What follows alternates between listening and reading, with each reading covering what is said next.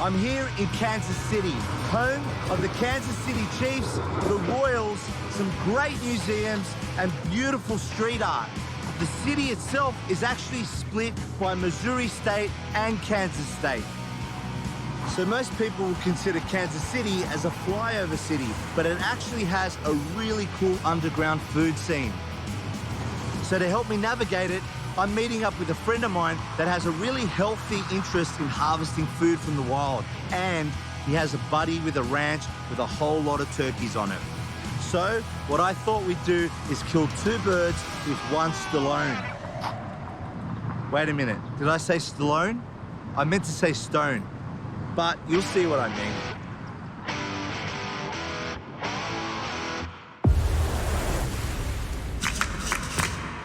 For over 25 years, I've been intrigued by harvesting and cooking food from the wild. Home of the most deadly man-eating crocodiles on the planet. Hormone, drug, and stress-free. I like to see my food running, swimming, and flying in their natural environments. Look at my hands. I'm not joking, that's actually my hands. I've crossed oceans, deserts, and jungles in search of the freshest wild game on the planet. This is super dangerous. I'm Mario Calpo, and this is Man Eats Wild.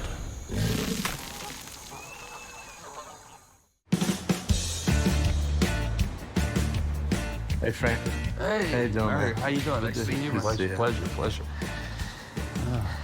So it's good to see you, Frank. Good to see you, Mario. Good to come out here in Kansas. What a beautiful city. It is. It's really nice, and it's supposed to be loaded with turkey, and people are very affable, you know, going out to Dirk Hutchinson's place. So he's a decorated colonel. He used to be in the Air Force. Yeah, he's a fighter pilot. Wow, that's cool. Yeah. And he's got a whole lot of turkeys. And you know, it's interesting, like the first time I met you, I knew that we were going to get along because we very much think the same way in the sense that we're people of the earth, you know. We totally appreciate wild game.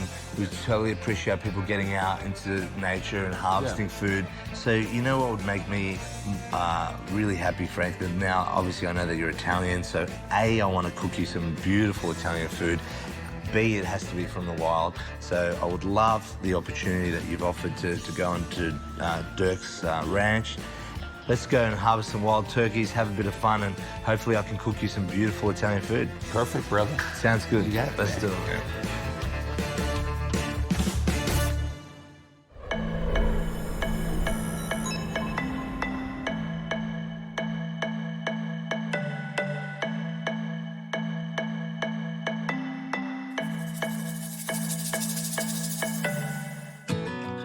So, Dirk, looks like you've got a great property here. Run us through how it all works. Sure. So it's 160 acres. The house, while not shown on the map, is on this. This is our 8-acre yard. Yeah. And so up in this field, we're going to build some blinds. Yeah. Kind of at the entry, what we call this little peninsula area couple, and on this northeast corner, because they tend to come out of this, all these thick woods. So the idea is build the blinds on the edges, the perimeter of the thick stuff, and then put some decoys out in the open. Correct. And try and call them out from the thick into the open space where we have some clear firing. Exactly. Do they like being in the thick, or are they a little more wary when it's all open? It's both. They like to roost because they roost up in trees, and they'll nest in the thicker stuff because they got something to build their nest in. Here they know they can come out and feed, but also feed and pay attention to predators easier. Are there nests on the ground?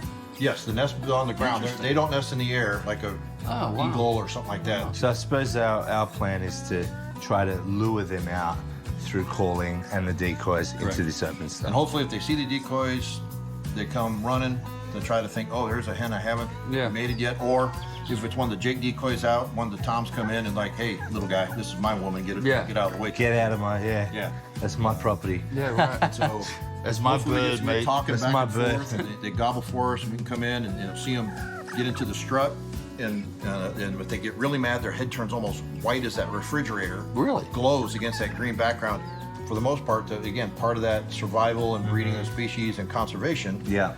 it's the male turkeys only. We need to restore balance, and I think the only way to know about it is to put yourself out there, and that's why I think sports like hunting and fishing, and even just being a wildlife enthusiast, gives you a very good sense of the balance of nature and the importance that everything has in its place. Absolutely. And on that note, there's something else that we want you to know about hunters. We get really hungry, and we're going to go to lunch. And then we'll proceed and go back and look at some turkeys. Sounds like a plan. All right, let's do it.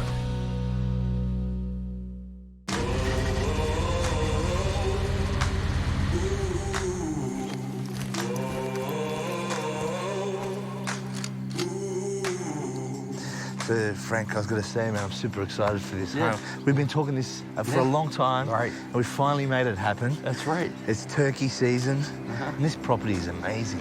I mean, It's beautiful. fresh air, it's nice and mild, and it looks like it's turkey country all over. Well, I didn't realize how actually big these eastern turkeys are. Huge. And folks, the best thing about this whole show is food does not go to waste.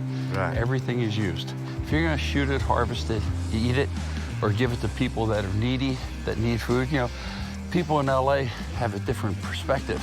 If you live in rural parts of this country, a deer or two in the winter could be the difference between starvation, Right. because it's not like you can just walk down to the market a block away. It's a valuable resource. Yeah, of course. And, so let's see how we do. But you know what we should do?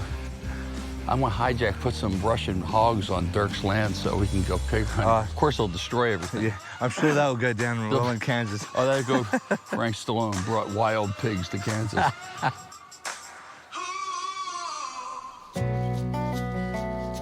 These birds have got a really good ability to understand that something's not natural. So what we try to do is create a natural environment in which we can hide behind, so it breaks up the pattern. And then obviously when they come in, stay super still till the moment that you're ready to shoot one. Creating natural blind disease is very important. Shoot, if they're here, am I gonna take it right here? What I do is I will just go slowly, the barrel in front of the bushes, and then just, yeah. I wouldn't go through the bushes.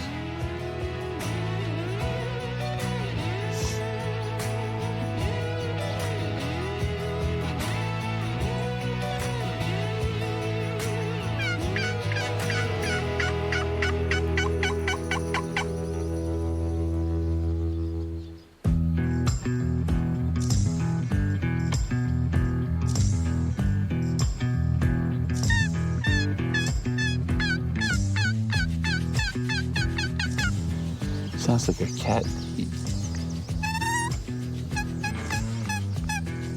I want to jump your bones.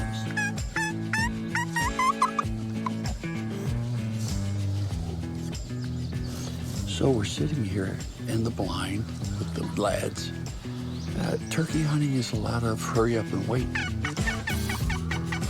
It's not like, these people, you think you just come out and sit one. Dirk's like pro at this, calling them. If they don't want to come in, they don't want to come in. So They're probably busy having a nap.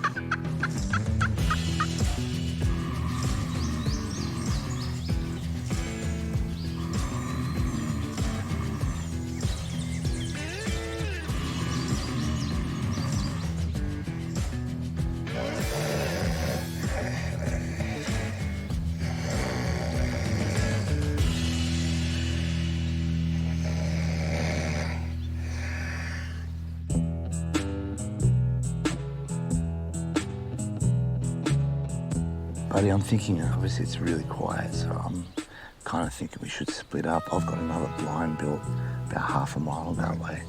Are you? yeah, I'm good. Yeah? Yeah, these turkeys just don't seem to be No. responding to all the good calls that Dirk's doing with everything.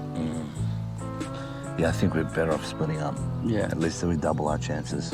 Okay. All right, buddy, I'm going to leave you. All right, mate. All right. Good luck. All right. Yeah, All right, Governor. Push See you off. soon. Piss off, mate.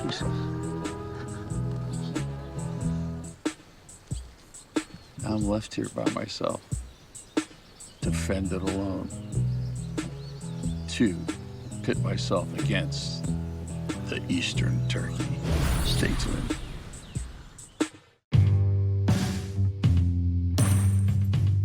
So I've just left Frank Stallone by himself in a blind. That could be dangerous. But I thought for two reasons. One is we need to double our chances here. It's really quiet. And normally when you split up, you obviously increase your odds by being in two different locations. The other reason is, God talks a lot, man.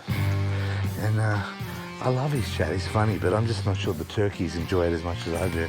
So I'm gonna go my own little space. It's a little bit quieter. And like I said, double our chances and see how we go. Okay, super cool. Look at this, this is amazing. If you know what you're looking for out in the wild, you can actually, it's not just game meat and fish and birds and stuff like that. You can actually find some really amazing herbs and vegetables and things that you can cook with.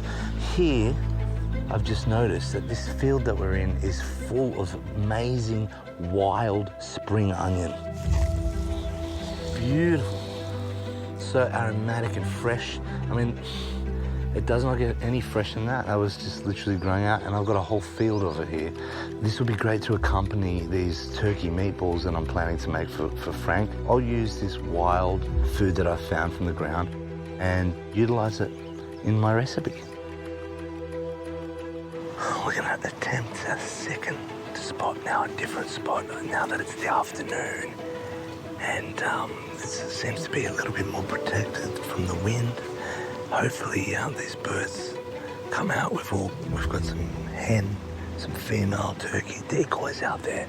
So we're changing the strategy up a bit.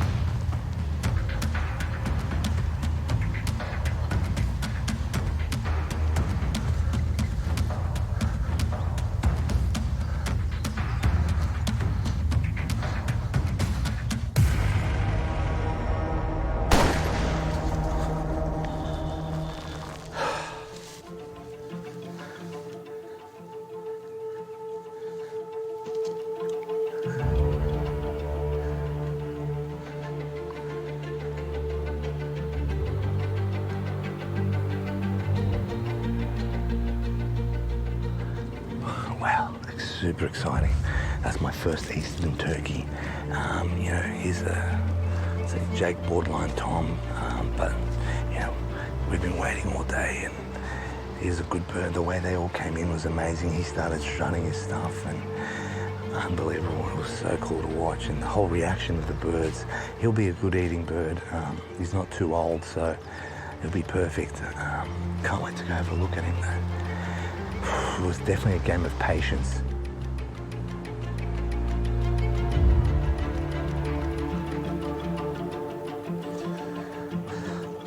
Wow, look at the size of this bird. Unbelievable. To think that this was a wild animal here in the woods of Kansas. You know, it's a resource that everyone has access to. This is an animal that has absolutely no drugs in it, no hormones, no antibiotics, no GMOs that you would get in a farmed animal. This is a beautiful, wild animal that has lived a great free-range life, and now, at the end of his cycle, I'm taking him and making use of him. Coming out here to Kansas and being able to harvest my own wild food, feed my friends and family, it's been an absolute pleasure. Something I highly recommend everyone should do, especially here in the Midwest, where you have this resource at hand. Amazing. It's been an absolute cool adventure out here in the woods with great people.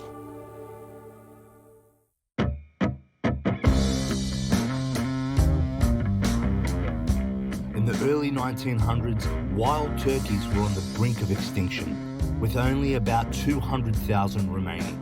However, through the conservation efforts of sportsmen and women, there are now approximately 6.5 million wild turkeys in the United States today. So here's a beautiful piece of wild breast meat from this turkey. We're gonna grind it up and make some amazing meatballs. Doesn't get any fresher than this wild bird.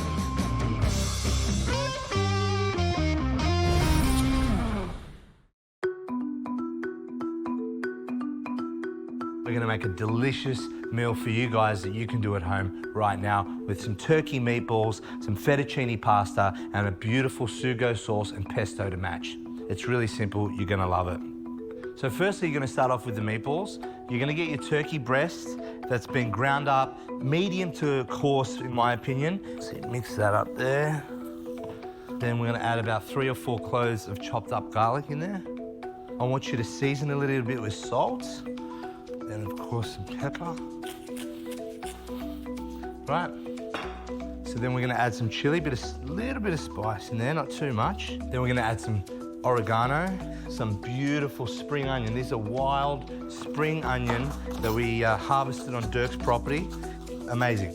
And a little bit of lemon zest.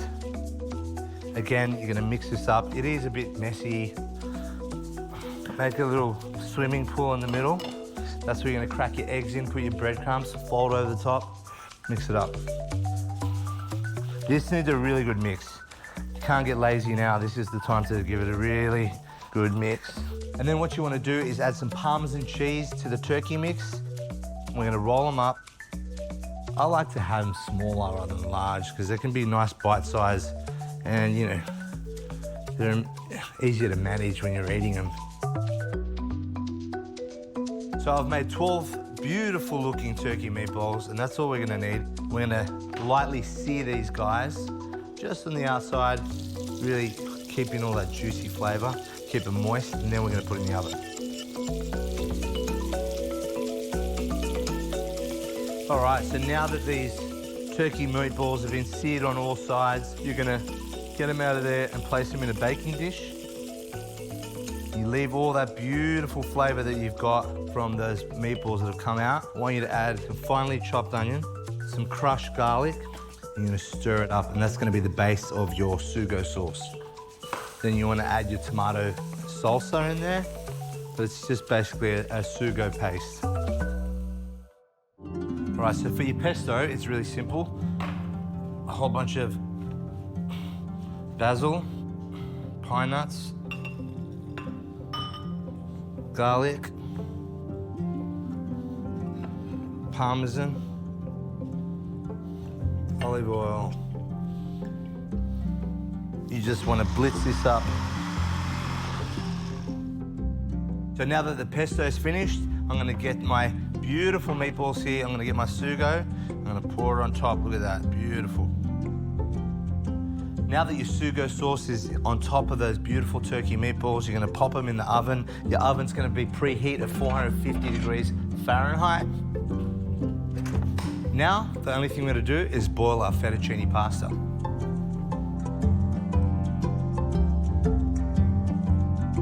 Now the pasta is ready and it's al dente style, exactly the way it should be.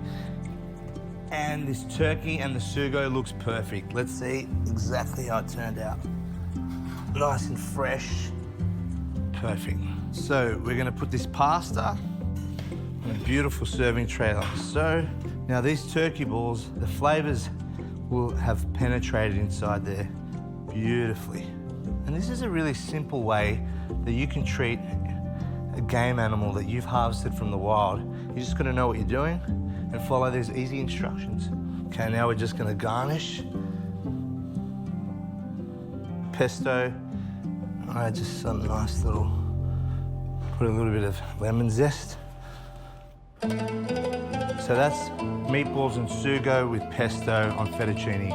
Italian style here in Kansas City. I'm really hoping that Frank approves of this Italian turkey meatball dish. So Frank, come on in. Oh boy, Mario, you did a fantastic job. Thank you, my friend. This is a wild turkey, folks, off Dirk's land. Yeah, And this is, so not everything has to be fried. right. And then we've got a real Italian here critiquing it. Oh, man. Is it good?